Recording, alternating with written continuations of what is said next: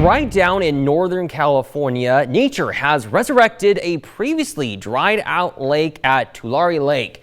This winter's historic atmospheric rivers and several feet of snow have brought with them snowmelt, turning the dry lake bed back into an inland ocean. But it's very bad news for local farmers in those areas who have been working the land for generations. Belle Weir has the story. In California's Central Valley, farmers have spent much of the last 20 years praying for rain. But then came this winter of relentless rivers in the sky, enough to bring a long-dead lake back to life and drown over 150 square miles of farmland and counting. So now they pray for the water to stop. It is mind-blowing to realize that if you'd stood here for the last couple of generations, you'd be watching the sunset over dusty fields of cotton or alfalfa or pistachio trees, and now it is waterfront property.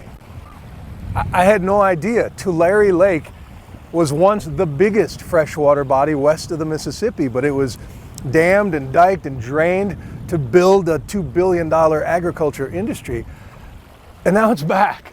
It's proof that water never forgets. And this may just be the beginning, because behind those clouds over there, the Sierra Nevadas are so packed with snow. It's 260% above normal, and sooner or later that's going to melt, which is only going to make this flooding worse and last longer. The last time it flooded this dramatically here was 1983, and it took 2 years to dry out. You were telling me about the effects in '83. Yes. The town hollowed out pretty much. Yes, I was on the school board at that time in 1983, and we lost half our school population, about 1/3 of our city population. And a lot of the people that were field workers lost their homes, their cars. And this time, in addition to the dripping time bomb in the mountains, Corcoran is many feet lower in elevation after years of over-pumping groundwater to grow thirstier crops. Made this one of the fastest sinking areas in the nation. So the ground has literally sunk in some places by 10 or 15 feet over the past decade. That has literally changed the topography of the historical lake bed. Some places are lower even than they were the last time there was a big flood event. So there's quite a few unknowns. That is UCLA scientist Daniel Swain, and last summer he published a paper that found weather whiplash will become only more extreme on an overheating planet. And worst case, Tulare Lake could grow into a vast inland sea.